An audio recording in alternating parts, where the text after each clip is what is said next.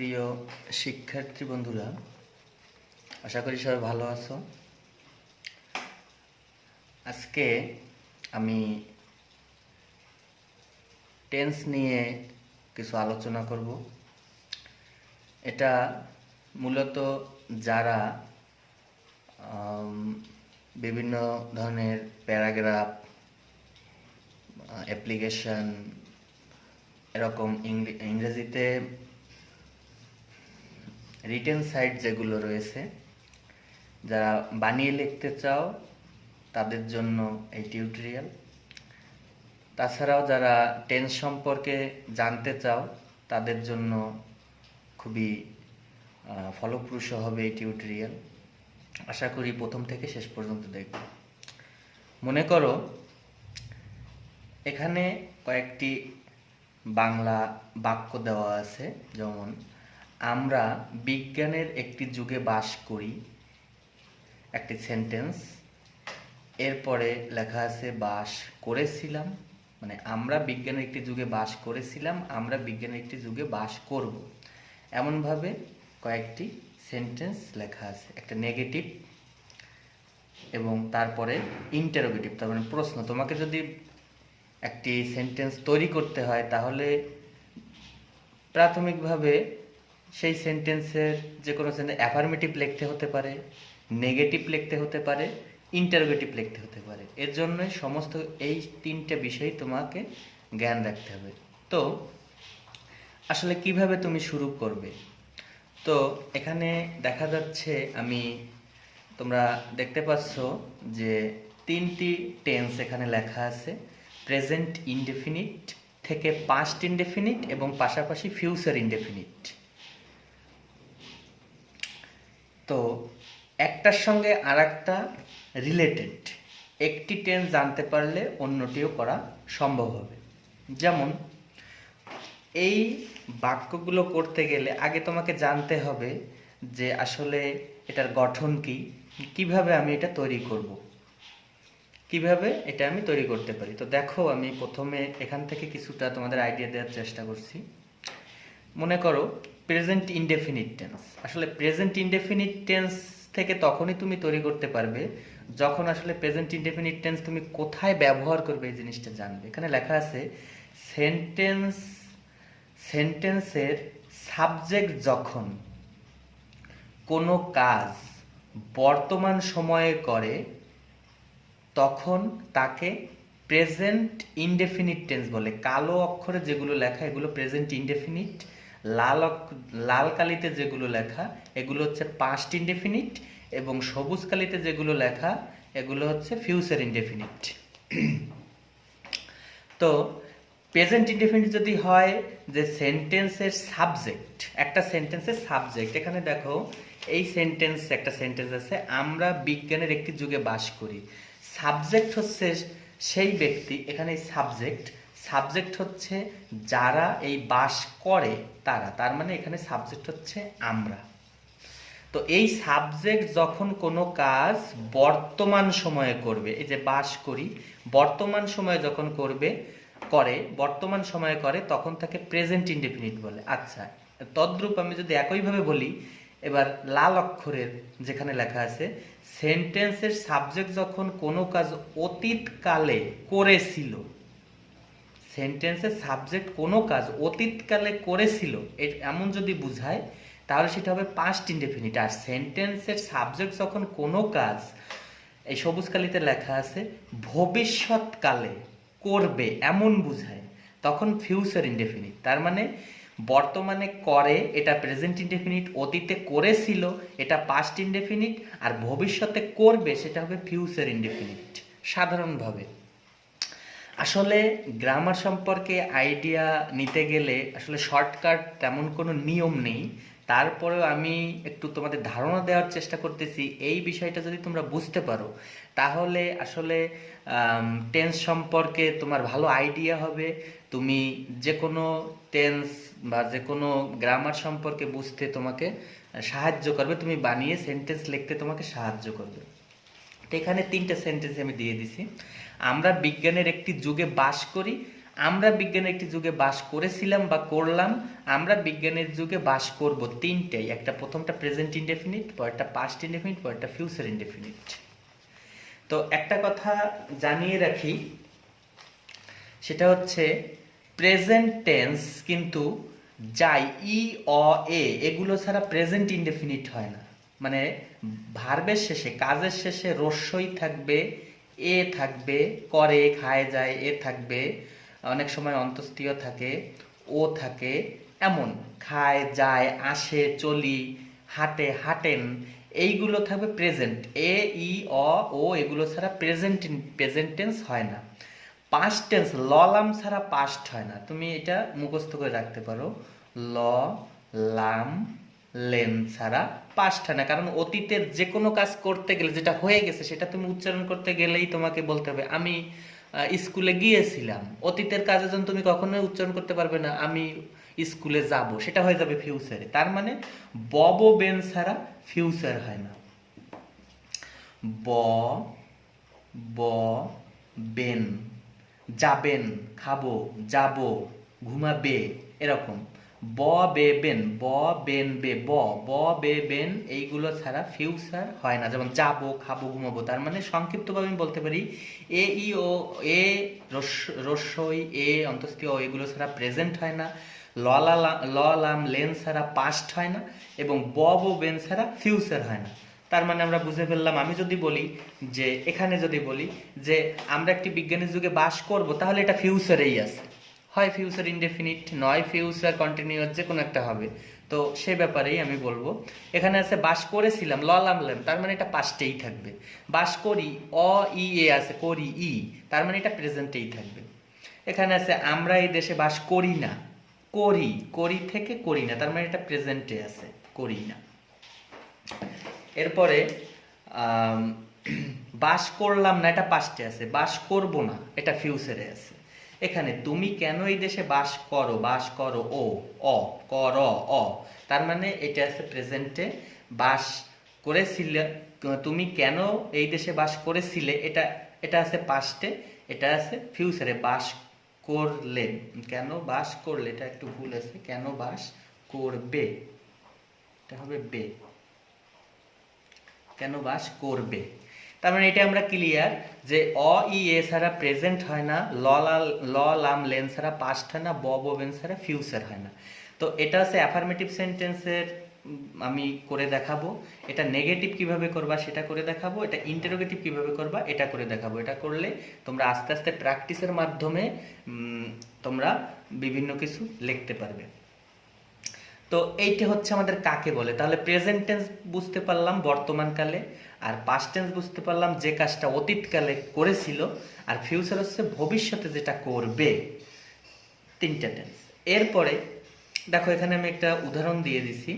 জামাল তুহিনকে যদি বলি সাহায্য করে, কালো কালি দিয়ে যেটা লেখা আছে ওটা হচ্ছে প্রেজেন্ট, লাল কালি দিয়ে যেটা লেখা আছে এটা পাস্ট।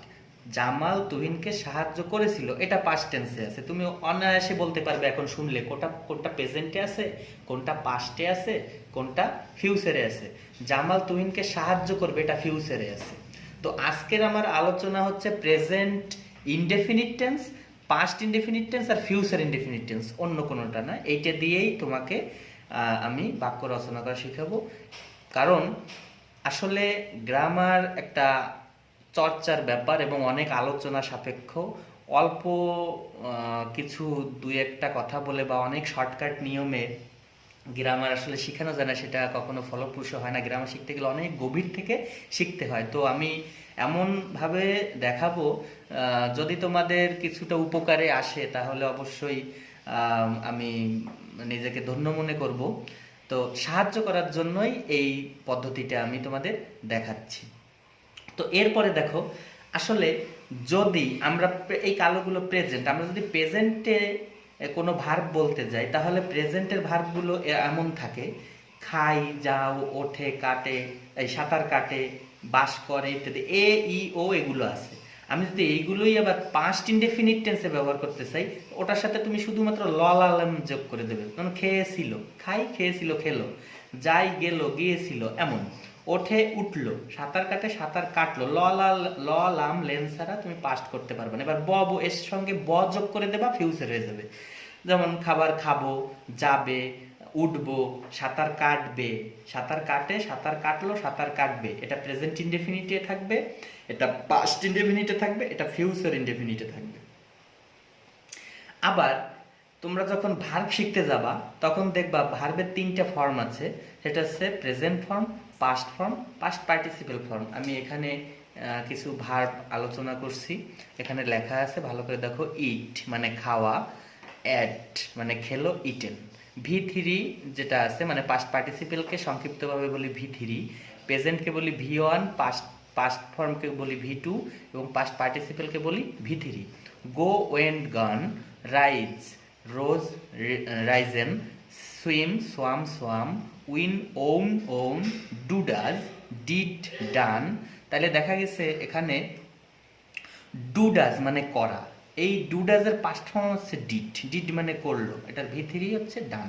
অ্যামিজার মানে হয়, ওয়াজার মানে ছিল, বিন। হ্যাভ হ্যাজ মানে আছে, হ্যাড মানে ছিল। এই হ্যাভ হ্যাজ মানে তোমার কাছে কোনো কিছু আছে, একটা কলম আছে, এখানে হবে হ্যাজ। আর ওয়াজার মানে ছিল, তুমি কোথাও ছিলে। আর এই হ্যাড মানে ছিল, তোমার কাছে কিছু ছিল, তুমি কোনো স্থানে থাকা বা তুমি কেউ, এমন বোঝাতে ছিল। আর এই হ্যাড, হ্যাড মানে তোমার কাছে কোনো জিনিস ছিল, সেটা বোঝাবে। এটা বোঝানোর জন্য আমি লিখছি। আচ্ছা, তো বুঝলাম। তাহলে আমার এই প্রেজেন্ট ইনডেফিনিটের গঠন কি? এখানে দেখো কালো কালি দিয়ে যেটা লেখা আছে, প্রেজেন্ট ইনডেফিনিটের গঠন প্রথমে তোমাকে দিতে হবে সাবজেক্ট। আচ্ছা আসো আমি প্রথমে সাবজেক্ট দিই, কারণ আমরা কালো কালিটা যেটা দেওয়া আছে এটা পাস করি, অবশ্যই এটা ভার্ব, অবশ্যই এটা ভার্ব।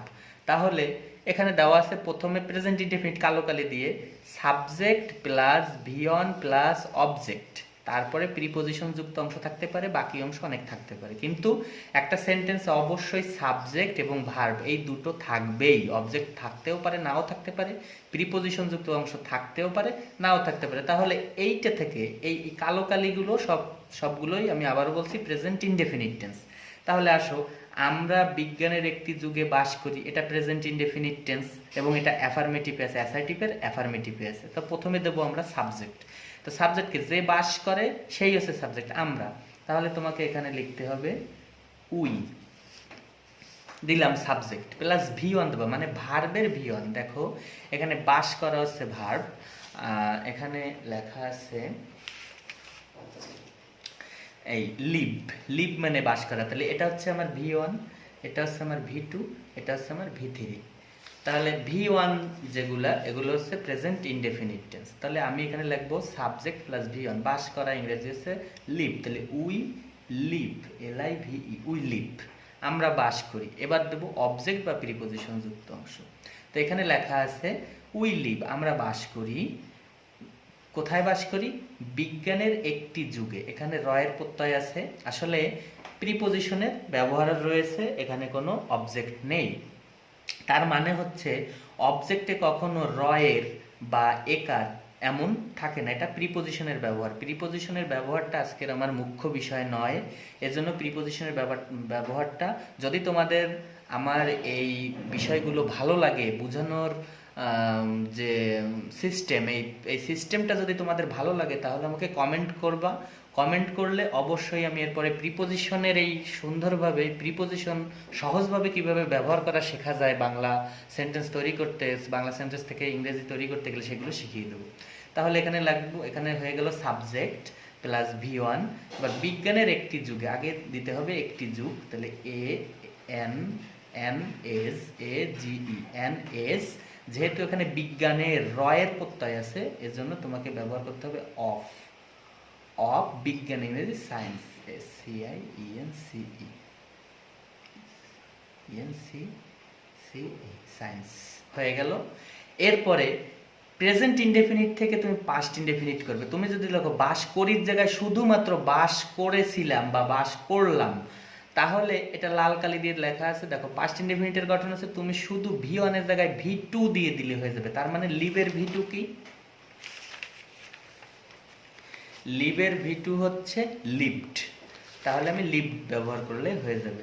আমি এখানে শুধু যদি লিভড ব্যবহার করি, LIVED লিভড, তাহলে হয়ে যাবে we lived an age of science, আমরা একটি বিজ্ঞানের যুগে বাস করেছিলাম। দেখো কত সহজ, শুধুমাত্র V1টাকে তুমি V2 করে দিলে, V1টাকে তুমি কি করে দিলে, V2 করে দিলে, হয়ে গেল পাস্ট ইনডেফিনিট টেন্স। এবার এখান থেকেই তুমি ফিউচার করে দেবে, তাহলে ফিউচারের গঠনটা কি, সাবজেক্টের পরে শুধুমাত্র একটা শ্যাল উইল দিয়ে V1, তার মানে আমি এখানে শুধু একটা উই তো ব্যবহার করব, উই শ্যাল বা উইল ব্যবহার করব, we will V1 live, we will live an age of science, SCIENCE, science হয়ে গেল।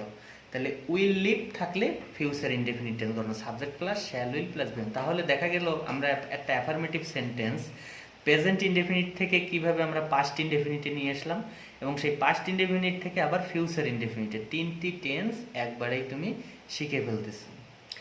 এইবার তুমি যখন এই অ্যাফার্মেটিভটাকে যদি নেগেটিভ তৈরি করো, যে আমরা এই দেশে বাস করি নাই, না এর কারণে, ভার্ব তো আছে, বাস করি, শুধুমাত্র একটা না ব্যবহার করা হয়েছে, তাহলে না ব্যবহার করতে হলে তোমাকে এখানে নেগেটিভ করতে হবে, তা সাবজেক্ট দিলে উই।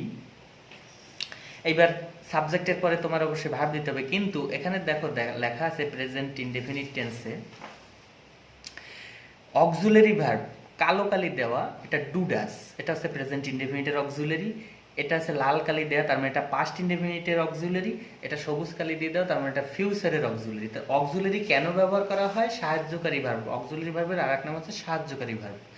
এই অক্সিলারি ভার্ব কেন ব্যবহার করা হয়, এই না থাকলে আমরা এটা ব্যবহার করব। যেমন আমি প্রথমেই লিখবো উই, এই যে ডু বা ডাজের উই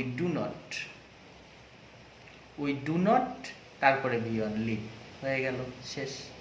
এখানে যেমন উই লিভ আমরা বাস করি, হবে উই ডু নট লিভ আমরা বাস করি না, তারপরে যা আছে তাই, অ্যান এজ অফ সায়েন্স। একই সেন্টেন্স আমি কেন ব্যবহার করলাম, তার অর্থ হচ্ছে যাতে তোমরা অনায়াসে বুঝতে পারো যে কতটুক পরিবর্তন আসলে হচ্ছে। এরপরে যদি পাস্টে লেখি যে আমরা বাস করলাম না, তাহলে পাস্টের অক্সিলারি ডিড, তোমার শুধুমাত্র এখানে লিখতে হবে, সাবজেক্টের জায়গায় সাবজেক্ট থাকবে ডিডেন্ট, উই ডিডেন্ট লিভ, আর কিছু করতে হবে না, তারপরে যা আছে তাই লিখে দেবে, অ্যান এজ অফ সায়েন্স। যেমন we did not live an age of science, আমরা বিজ্ঞানের যুগে বসবাস করলাম না।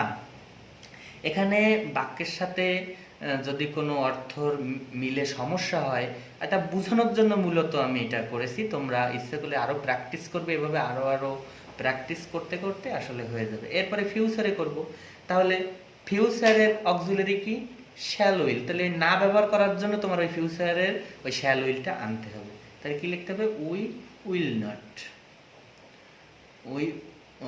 উইল নট ব্যবহার করতে পারো, we will not live an age of science, SCIENC, শেষ। তাহলে do not live, did not live, will not live. Do not live বাস করি না, ডিড নট লিভ বাস করলাম না, উইল নট লিভ, এখানে তোমরা ওন্টও লিখতে পারো, WNT, ওন্ট লিভ, আমরা বসবাস করব না, গেল। তাহলে এইভাবে প্র্যাকটিস করতে থাকলে আশা করি তোমরা বুঝতে পারবে যে প্রেজেন্ট ইনডেফিনিট থেকে কিভাবে গঠনগুলো আমরা কাজে লাগালাম। প্রেজেন্ট ইনডেফিনিটের গঠন তোমাকে জানতে হবে, আসলে বাংলার উচ্চারণটা জানতে হবে, সেটা বারবার ভিডিওটা যদি তুমি দেখতে থাকো তাহলে বুঝতে পারবে। তোমাকে বাংলাটা অবশ্যই প্রথমে ধরতে হবে, তারপরে অবশ্যই গঠনটা জানতে হবে, গঠনটা না তুমি লিখবে কি করে, তারপরে অবশ্যই এটা নেগেটিভ লিখতে গেলে তোমাকে ওই টেন্সের অক্সিলারি ভার্ব জানতে হবে, মানে অক্সিলারি ছাড়া তুমি নেগেটিভ করতে পারবে না। এরপরে তাহলে তুমি প্রশ্ন কিভাবে সাজাবে, তুমি কেন এই দেশে বাস করো। এখন WH, এটা একটা প্রশ্ন করছে, তা প্রশ্ন করতে গেলে প্রথমে তোমাকে WH লিখতে হবে। WH তুমি একটু দেখে নেবে, এখানে কেন, প্রথমে তোমাকে WH টা শুধুমাত্র ব্যবহার করতে হবে। তো ডাব্লিউএইচ কোশ্চেনের একটা গঠন আছে, গঠন যদি দিয়ে দিই তাহলে বোধহয় ভালো হয়। আমি একটু গঠনটা এখানে লিখে নিই। প্রথমে তোমাকে দিতে হবে ডাব্লিউএইচ কোশ্চেন প্লাস টেন্স অনুযায়ী অক্সিলারি, যে টেন্সের তুমি প্রশ্নটা তৈরি করবে সেই টেন্সেরই অক্সিলারি ভার্ব ব্যবহার করবে। এখানে যে টেন্স, পাস্ট হলে তুমি ডিড ব্যবহার করবে, ফিউচার হলে শ্যাল উইল ব্যবহার করবে, প্রেজেন্ট হলে ডু ডাজ ব্যবহার করবে অক্সিলারি ভার্ব। তিনটি টেন্স একবারে। তো auxiliary verb, WH question plus auxiliary verb plus এবার দিতে হবে তোমাকে ওই সেন্টেন্সের সাবজেক্ট প্লাস এবার মূল ভার্বটি ব্যবহার করবে, মূল ভার্ব প্লাস বাকি অংশ অবজেক্ট যা থাকে তাই বাকি অংশ প্লাস। এবার প্রথমে তুমি ডাব্লিউএইচ, তো এখানে তুমি এই দেশ বাস করো, এই বাস করো তো ভার্ব তুমি জানো অবশ্যই। এই দেশে, এটা একটা নাউন, দেশ একটা নাউন। কেন, এই কেন হচ্ছে ডাব্লিউএইচ, আগে তোমাকে কেনটা দিতে হবে, হোয়াই, ডাব্লিউএইচ শেষ। এরপরে দেবো অক্সিলারি, তার মানে এটা কোন টেন্সে তুমি বুঝতে পারতেছো, যখন বাস করো ভার্ব আছে করো অ, এই যে করো, যদি এখানে বাস করো, বাস করো অ এ অ থাকলে প্রেজেন্ট ইনডেফিনিট হয়, খাও যাও ওঠো চলো হাঁটো, এগুলো থাকলে প্রেজেন্ট ইনডেফিনিট হয়। এখানে আছে লিভ ওঠা, সাঁতার কাটা, জয়লাভ করো, মানে অ ই এ থাকলে এমনি পাস, কারণ এখানে ল লাম লেন তো নেই, ল লাম লেন থাকলেই তো সেটা পাস্টে থাকতো, যেহেতু নেই যেহেতু এটা প্রেজেন্টে। বব ওবেন থাকলে এটা ফিউচারে হতো, ফিউচারের যে কোনো একটা। ল লালেম ছাড়া ল লা লাম লেন এগুলো থাকলে সেটা পাস্টে হবেই হবে। বব ওবেন থাকলে ফিউচারে হবেই হবে, সেটা ফিউচারের চারটা টেন্সের যে কোনো একটা হবে। ল লাম লেন থাকলে পাস্টের যে কোনো একটা হবে। আর অ ই অ এগুলো থাকলে করো যাও খাও এগুলো থাকলে প্রেজেন্টের যে কোনো একটা হবে। তো আমি তাও আবারও বলতেছি, আজকে শুধুমাত্র প্রেজেন্ট ইনডেফিনিট যার গঠন এই, যার অক্সিলারি ডু ডাজ। তারপরে পাস্ট ইনডেফিনিট যার গঠন এই, যার অক্সিলারি ডিড। তারপরে ফিউচার ইনডেফিনিট যার গঠন এখানে আছে এবং যার অক্সিলারি শ্যাল উইল। এবং কাকে বলে সেটাও এখানে সবুজ কালি দিয়ে লেখা আছে ভবিষ্যৎ, ফিউচারেরটা লাল কালি দিয়ে লেখা আছে পাস্ট ইনডেফিনিট, এবং কালো কালি দিয়ে লেখা আছে প্রেজেন্ট ইনডেফিনিটেরটা। তারপরেও যদি বুঝতে অসুবিধা হয় কমেন্ট করবে, আমি আরও ভালো কিছু করার চেষ্টা করব। যাই হোক, তো প্রথমে ডাব্লিউএইচ দিলাম, এবার অক্সিলারি দেবো। তাহলে তুমি তো টেন্স অবশ্যই ধরবে, বাস করো ভার্ব এখানে, তাহলে বাস করো, তাহলে এটা প্রেজেন্ট ইনডেফিনিট, তাহলে ডু ডাজের যে কোনো একটা, তুমির পরে ডু, ইউর পরে ডাজ বসে ডু বসে।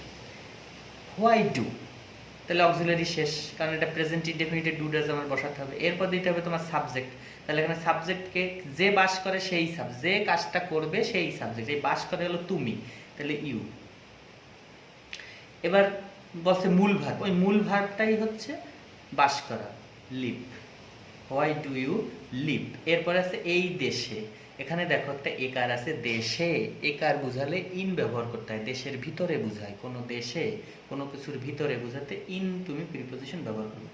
তাহলে কি হবে, why do you live in, এই দেশ ইংরেজি হচ্ছে দিস কান্ট্রি, COUNTRY। এবার পাস্টে যদি আসি, তাহলে কেন তুমি এই দেশে বাস করেছিলে, তাহলে ওই একই কথা, আগে ডাব্লিউএস কোশ্চেন হোয়াই, এই ডুর জায়গায় শুধুমাত্র তুমি পাস্টের জন্য দেবা ডিড, হোয়াই ডিড, আর যা আছে সব একই রকমই থাকবে। Why did you live in this country, COUNTRY শেষ। এইবার কেন তুমি এই দেশে বাস করবে, এটা ফিউচারে, তো যদি ফিউচার তোমার হয়, বব ওবেন আছে, ফিউচারের শ্যাল উইল আছে, তাহলে প্রথমে তুমি দেবা হোয়াই, এই ডিডের পরিবর্তে দেবা হোয়াই, শ্যাল দিতে পারো উইল দিতে পারো, why will you live in this country, COUNTRY will. তাহলে ডু ডিড উইল, ডু থাকলে প্রেজেন্ট ইনডেফিনিট, ডিড থাকলে পাস্ট ইনডেফিনিট, শ্যাল উইল থাকলে ফিউচার ইনডেফিনিট, যেটার গঠন আমি এখানে দিয়ে দিচ্ছি, ইন্টারোগেটিভের গঠন এই গঠন অনুযায়ী দিই। মূলত তোমাকে জানতে হবে আসলে সাবজেক্ট কোনটা, ভার্ব কোনটা। সাবজেক্ট আমাদেরকে একটু বিষয়টি বোঝানোর চেষ্টা করি, সেটা হচ্ছে এখানে আছে আমরা বিজ্ঞানের একটি যুগে বাস করি এটা প্রেজেন্টে বোঝায়। যেমন সেন্টেন্সের সাবজেক্ট যখন কোনো কাজ বর্তমান সময়ে করে থাকে তখন তাকে প্রেজেন্ট ইনডেফিনিট, এটা বর্তমান সময়ে বাস করি। এরপরে আমরা বিজ্ঞানের একটি যুগে করেছিলাম, এটা কিন্তু অতীতে বোঝায়। তার মানে সেন্টেন্সের সাবজেক্ট যখন কোনো কাজ অতীতকালে করে এমন বোঝায়, তাহলে পাস্ট ইনডেফিনিট টেন্স। এখন এখানে আসে আমরা বিজ্ঞানের একটি যুগে বাস করব, তাহলে এখানে সাবজেক্ট কিন্তু বাস করবে, ফিউচারে বোঝাচ্ছে, ভবিষ্যতে বাস করবে। তার মানে সেন্টেন্সের সাবজেক্ট যখন কোনো কাজ ভবিষ্যতে সময়ে করবে, ভবিষ্যৎকালে করবে এমন বোঝায়, তখন তাকে ফিউচার ইনডেফিনিট টেন্স বলে। হয়ে গেল। তাহলে প্রেজেন্ট ইনডেফিনিট থেকে পাস্ট ইনডেফিনিট এবং ফিউচার ইনডেফিনিট বুঝতে আর কোনো অসুবিধা থাকলো না। এরপরে গঠনও অনেক সহজ, সেটা হচ্ছে subject plus V1 plus object, তারপর একটা subject plus V2 plus object. পাস্টের জন্য ভার্বের V2 দিয়ে দিবে, V2 বলতে পাস্ট ফর্ম। তারপরে ফিউচার হচ্ছে সাবজেক্টের পরে শ্যাল উইল প্লাস V1। দেখো সবগুলো সাবজেক্ট একই থাকবে, অবজেক্ট একই থাকবে, প্রিপোজিশন যুক্ত অংশ একই থাকবে, শুধুমাত্র ভার্বটা চেঞ্জ হবে। প্রথমটার V2, V1, V2, shall will plus V1। একটু খেয়াল করলে আশা করি তোমরা অন্ততপক্ষে টেন্সের এই প্রেজেন্ট ইনডেফিনিট থেকে পাস্ট ইনডেফিনিট এবং ফিউচার ইনডেফিনিট সম্পর্কে কিছুটা হলেও তোমাদের বুঝতে সাহায্য করবে আমার এই টিউটোরিয়াল। আসলে বিশদভাবে আলোচনা করে বুঝাতে হয়, তো এজন্য সবগুলো টেন্স দিয়ে বাক্য রচনা করে দেখানো সম্ভব না, তাহলে অনেক সময়ের দরকার। তো আজকে যদি এই তিনটে জিনিস তোমরা বুঝতে পারো, তাহলে অবশ্যই যদি তোমাদের উপকার হয়, তাহলে আমি এরপরে কন্টিনিউয়াস, প্রেজেন্ট কন্টিনিউয়াস থেকে পাস্ট কন্টিনিউয়াস এবং ফিউচার কন্টিনিউয়াস, এরকমভাবে সমস্ত টেন্সগুলো আমি কিভাবে তোমরা বাংলা বাক্যের সঙ্গে মিলিয়ে বাংলা বাক্য তৈরি করতে পারবে, সেভাবে আমি প্র্যাকটিস নিয়ে টিউটোরিয়াল তৈরি করব। তো ধন্যবাদ। যদি ভালো লাগে লাইক, কমেন্ট, শেয়ার করবে। এবং আর গ্রামার সম্পর্কে যদি কোনো গ্রামার তোমরা খুব সহজে জানতে চাও বা শিখতে চাও, তাহলে কমেন্টে আমাকে লিখলে আমি সেটা নিয়ে খুব সহজে তোমাদের টিউটোরিয়াল তৈরি করে গ্রামারটাকে সহজ করে দেওয়ার চেষ্টা করব। তো আজ পর্যন্ত সবাই ভালো থাকো। ধন্যবাদ সবাইকে।